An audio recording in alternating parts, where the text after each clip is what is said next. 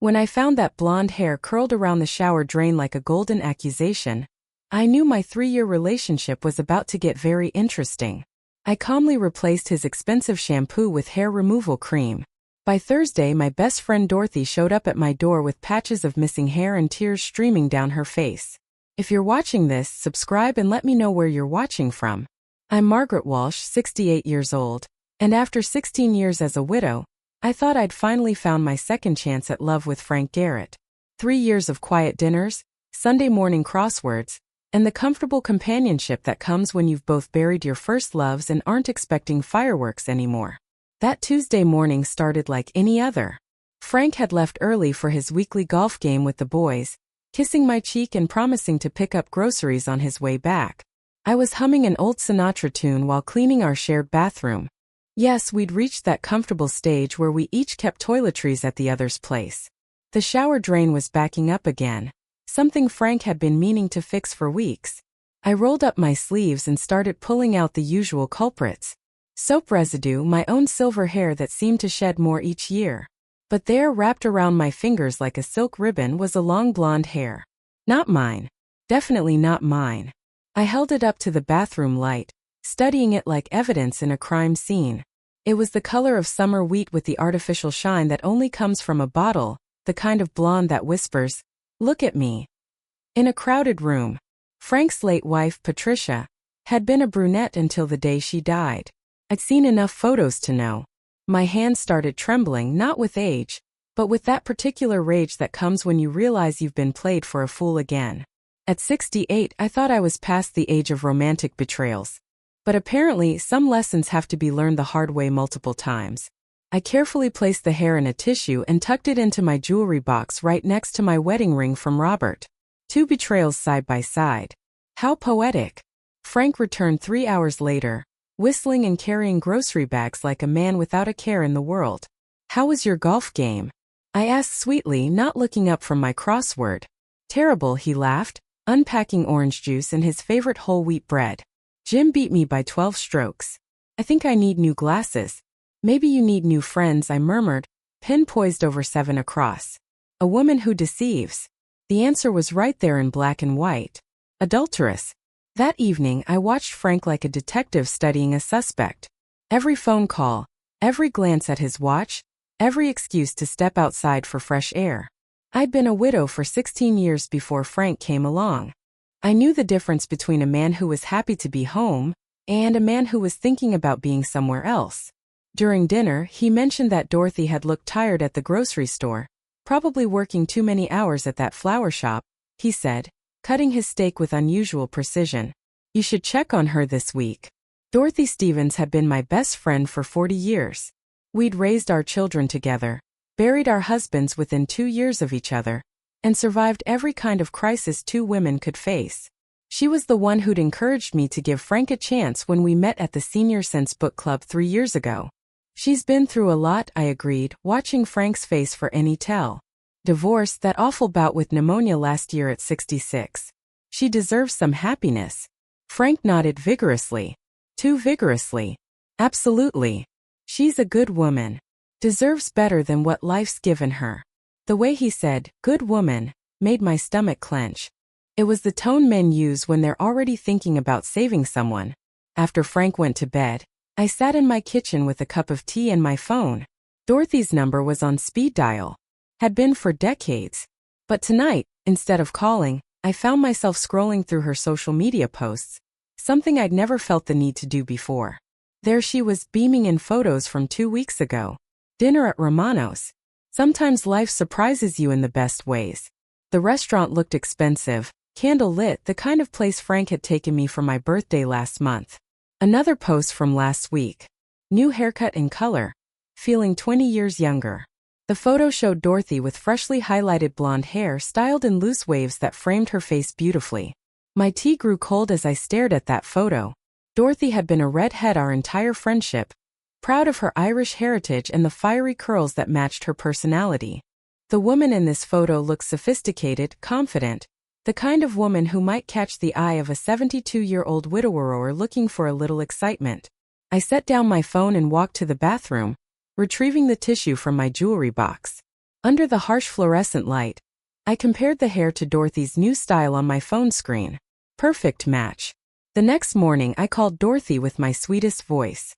Want to grab lunch today? It's been too long since we had a proper chat. Dorothy chose the cafe, a quaint little place downtown with checkered tablecloths, and the kind of atmosphere that invited confessions. She arrived 10 minutes late, flustered and apologetic, her new blonde highlights catching the afternoon sunlight streaming through the windows. Sorry, Margaret. Lost track of time at the salon. Touch-up appointment. You know how it is. She slid into the booth across from me, unconsciously running her fingers through her freshly styled hair. The blonde looks lovely on you, I said, meaning it. Dorothy had always been pretty, but this new look gave her a glow I hadn't seen since before her divorce 5 years ago. Very youthful, she blushed like a teenager. Oh, this old thing just needed a change, you know? 66 is too young to feel invisible. I ordered the chicken salad. She asked for just coffee. Not hungry, I pressed. Had a big breakfast, she said quickly. Too quickly. Dorothy had been diabetic for 10 years and never skipped meals. So tell me about Frank. How are things going with you two? It was a question she'd asked dozens of times over the past 3 years, usually with genuine enthusiasm for my late-in-life romance. Today her voice carried a different tone. Guilty curiosity maybe, or the careful probing of someone fishing for information. Oh, you know, Frank, I said, stirring my iced tea with deliberate slowness. Predictable as clockwork. Golf every Tuesday, grocery shopping after home by 2:30. Never varies his routine. Dorothy's coffee cup rattled against the saucer when she set it down. That's good routine. Stability. I took a sip of tea, letting the silence stretch until it became uncomfortable. Though lately he's been mentioning you quite a bit. Her face went pale beneath her carefully applied foundation.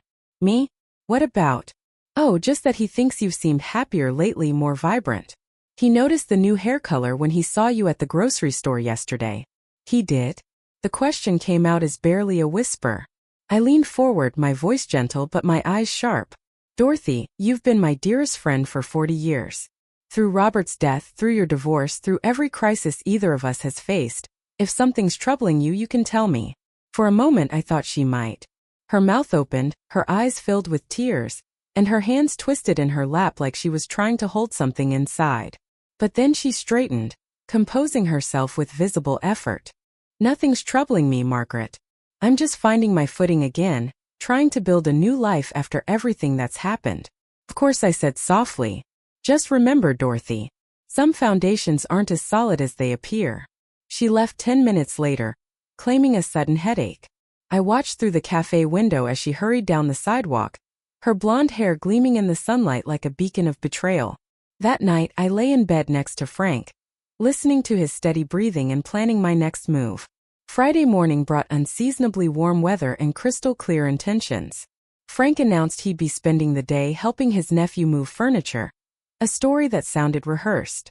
I kissed him goodbye and waited exactly 15 minutes before heading to the drugstore. The beauty aisle overwhelmed me with its promises of transformation. Hair removal creams lined the bottom shelf like instruments of war. I selected the strongest formula available, designed for coarse, stubborn hair with warnings about leaving it on too long. Perfect. Back home, I stood in Frank's bathroom studying his premium shampoo bottle. $28 for something that promised to revitalize aging hair with botanical extracts. I unscrewed the cap and inhaled the expensive cedar scent one last time before dumping the contents down the drain.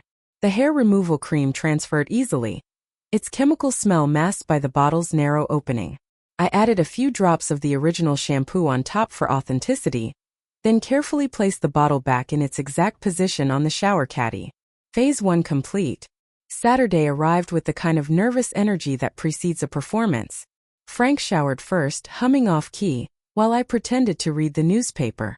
When he emerged 20 minutes later, his silver hair looked exactly the same. Hair removal cream needed time to work, especially on someone who probably used it sparingly. Dorothy called. I announced casually, not looking up from the crossword. Invited us both to brunch tomorrow at her place, said she has exciting news to share. Frank's coffee mug stopped halfway to his lips. Both of us. Seemed important to her that you be there specifically. I penciled in betrayal for 14 down. I hope you don't mind that I accepted. No, of course not. Dorothy's a lovely woman. Just surprised she included me. She considers you family now, I said sweetly. After 3 years, we're all practically relatives. The irony wasn't lost on me. In some families, this would be called adultery.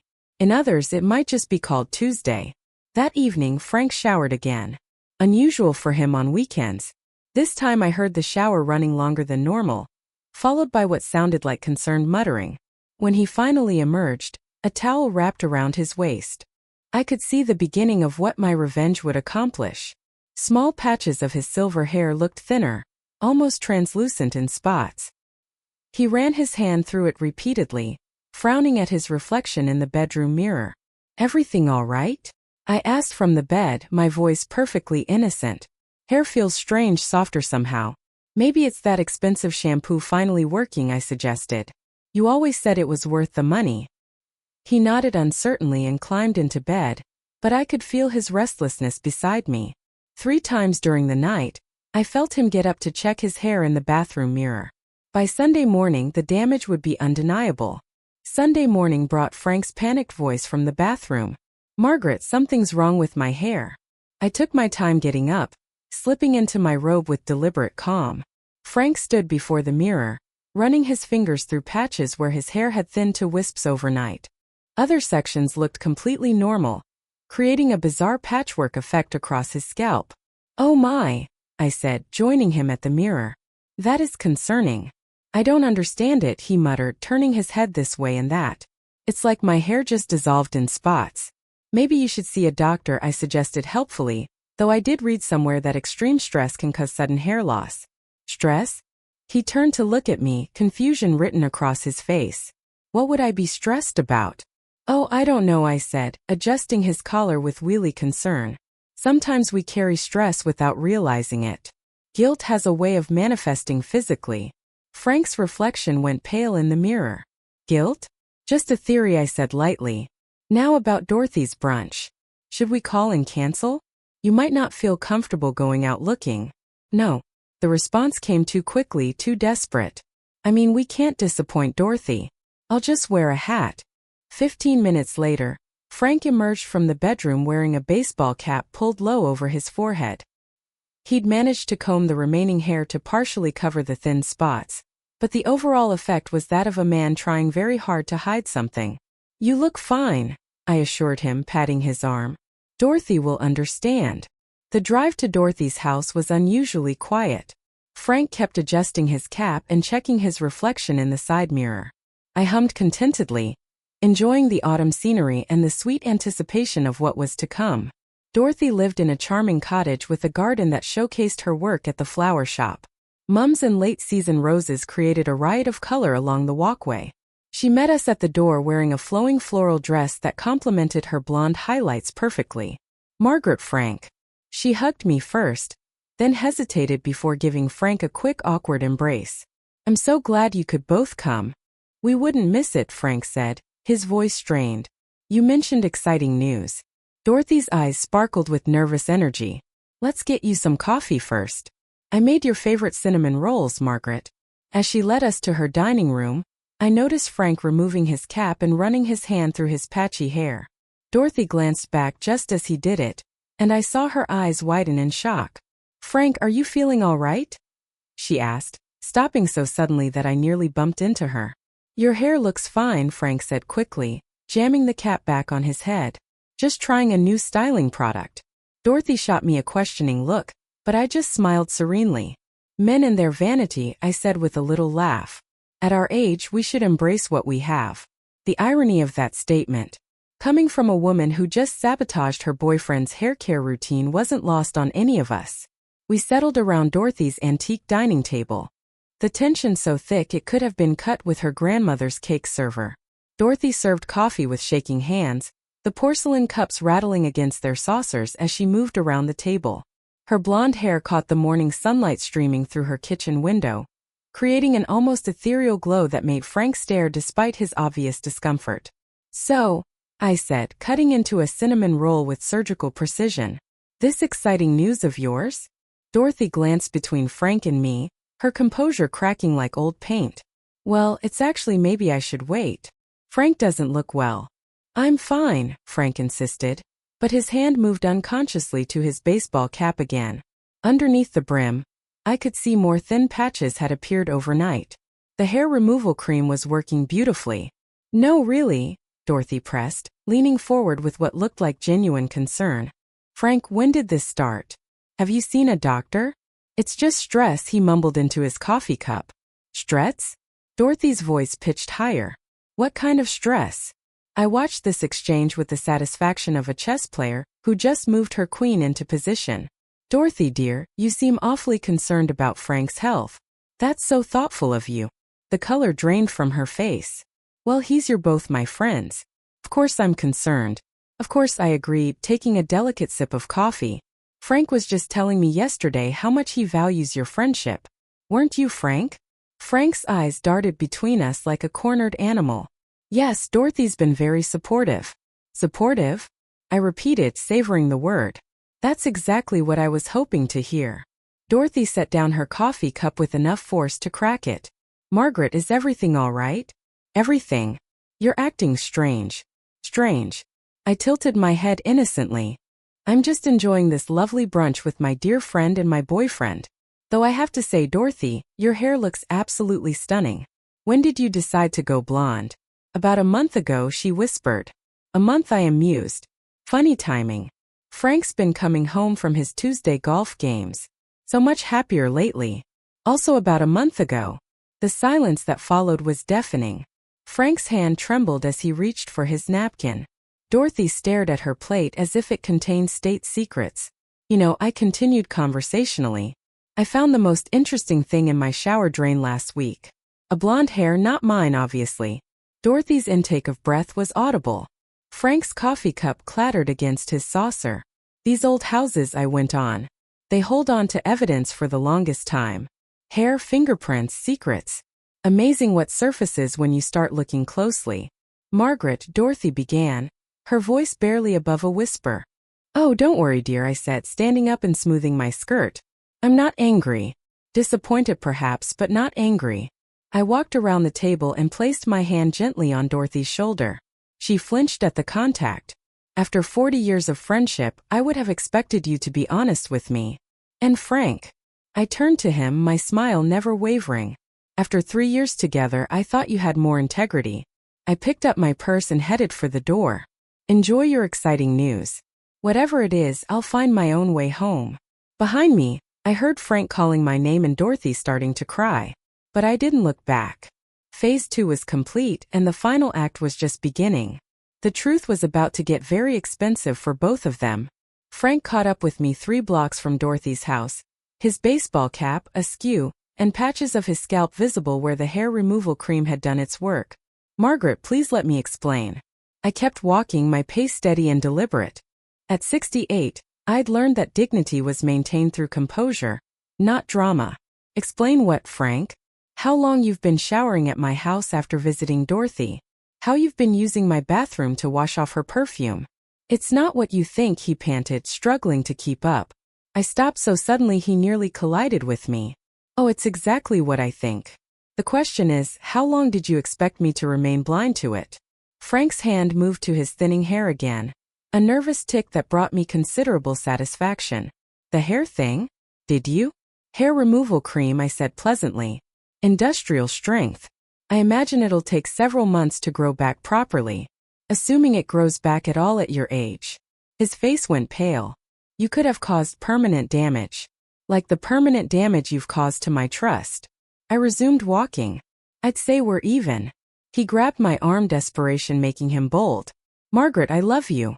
This thing with Dorothy, it just happened. It doesn't mean anything. I looked down at his hand on my arm, then back at his face. Frank, you're 72 years old. Nothing just happens at our age. Every choice is deliberate. You don't understand. He pleaded. Dorothy was so lonely after her divorce. She needed someone and you needed to be needed. I finished. How noble of you. Tell me, Frank, how many other lonely women have you rescued over the years? The question hit its mark. Frank's grip loosened, and his eyes couldn't meet mine. There have been others. Finally, the truth. I pulled my arm free and continued toward home. At least you're honest about being a serial savior. I appreciate that level of self-awareness. Where are you going? He called after me. Home to pack your things. I didn't turn around. You have until 6 o'clock to collect them from my front porch. Behind me, I heard Frank's footsteps stop. When I reached the corner and finally looked back, he was standing in the middle of the sidewalk, his patchy head bare to the world, looking every bit as lost as he probably felt. Good. Dorothy appeared at my door 2 hours later. Her blonde hair disheveled and her eyes red from crying. I almost felt sorry for her. Almost. Margaret, please, she said through the screen door. We need to talk. I'd been expecting this visit. In fact, I'd prepared for it with a pot of Earl Grey in my grandmother's china, the good stuff reserved for special occasions. Nothing said this conversation matters quite like proper tea service. Come in, I said, opening the door. Though I have to say, Dorothy, your timing is terrible. Frank just left with his belongings. She followed me to the living room, perching on the edge of my sofa, like she might need to flee at any moment. I poured tea with steady hands, pleased that my years of hosting church ladies had prepared me for this exact scenario. How long? I asked, settling into my favorite armchair. 6 weeks, she whispered. I nodded, doing the math. Right around the time you got the blonde highlights. Margaret, you have to understand. I understand perfectly. I interrupted. You're 66, divorced and lonely. Frank is 72, recently retired, and bored with his predictable girlfriend. You found each other at a vulnerable moment, and decided my feelings were less important than your mutual neediness. Dorothy flinched as if I'd slapped her. It wasn't like that. Then tell me what it was like. She twisted her hands in her lap, the gesture so familiar it made my chest ache. 40 years of friendship and I knew all her tells. We ran into each other at the grocery store about 2 months ago. I was having a panic attack in the cereal aisle. A panic attack? Despite everything, concern crept into my voice. The divorce papers were finalized that morning. 32 years of marriage and suddenly I was nobody. No husband, no identity, no purpose. Tears started flowing again. Frank found me crying between the Cheerios and the cornflakes. I sipped my tea waiting. He was so kind, Margaret. He helped me to his car, let me sob for 20 minutes, then took me for coffee just to talk, and talking led to Tuesday golf games. Dorothy's face crumpled. He said you two had settled into a routine, that the passion was gone, that you treated him more like a roommate than a lover. The accusation stung because it held a grain of truth. Frank and I had fallen into comfortable patterns, but comfort wasn't betrayal. So, you decided to provide the passion I was lacking. I didn't plan it. Dorothy's voice rose. It just evolved. Coffee turned into lunch. Lunch turned into dinner. And then he started showering at my house afterward. I finished. She nodded miserably. I set down my teacup with deliberate precision. Dorothy, in 40 years of friendship, have I ever lied to you? No. Have I ever betrayed your confidence? No. Have I ever pursued a man you were interested in? No. But then help me understand why you thought it was acceptable to pursue mine. The question hung in the air like smoke from a fire neither of us could extinguish. Dorothy left an hour later, no closer to forgiveness than when she'd arrived. I watched from my front window as she sat in her car for 10 minutes, crying into her phone, probably calling Frank, seeking comfort from the man who'd caused this entire mess. I'd given her the same choice I'd given him, honesty or absence. She'd chosen justification over accountability, which told me everything I needed to know about the friendship I'd thought would last forever. That evening I called my lawyer. Richard Morrison here. Richard, it's Margaret Walsh. I need to discuss my will. Of course, Margaret, what changes are you considering? I looked around my living room. The antique furniture Robert and I had collected over 25 years of marriage. The photographs documenting a life well lived. The financial security I'd built through careful planning and modest living. I want to remove Dorothy Stevens as my beneficiary and executive. May I ask why? Breach of trust. I'll send you the details in writing tomorrow. Very well. Any thoughts on replacement beneficiaries? I smiled, an idea forming. Actually, yes. I want to donate everything to the Senior C Center's Widow Support Group. Every penny. That's quite generous. It's quite necessary. I said these women deserve better than what they're getting. After hanging up, I poured myself a glass of wine. The good bottle Frank had been saving for a special occasion tonight. Qualified.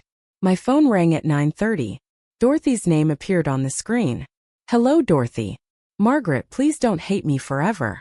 I don't hate you, I said, surprising myself with the truth. Pity you. That's worse.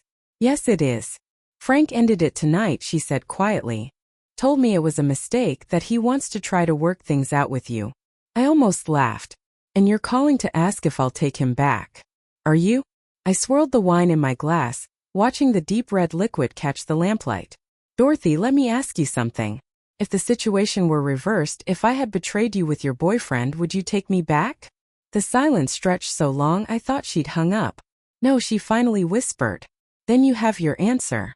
What happens now? Now you learn to live with the consequences of your choices, just like I'm learning to live with mine. I ended the call and turned off my phone. Tomorrow would bring new challenges, but tonight was mine alone. Frank returned 3 days later, standing on my front porch with a bouquet of grocery store flowers and the defeated posture of a man who'd run out of options. His hair looked even worse, the remaining strands wispy and uneven, like a scarecrow after a windstorm. I look ridiculous, he said without preamble. Yes, I agreed, opening the screen door. You do? The barber said it might never grow back properly. Something about chemical damage to the follicles. That's unfortunate. He studied my face, searching for some crack in my composure. You don't feel guilty at all, do you? Should I? You could have permanently disfigured me. I stepped onto the porch, closing the door behind me. Frank, you permanently disfigured our relationship. I temporarily disfigured your hairline. I'd say you got off easy. Margaret, please. I made a mistake. You made a choice. I corrected. Multiple choices over multiple weeks with my best friend. That's not a mistake. That's a pattern. He set the flowers on my porch railing, his shoulders sagging. What can I do to fix this? Nothing. There has to be something. Tell me about the others. Frank's head snapped up. What others? You said there have been others.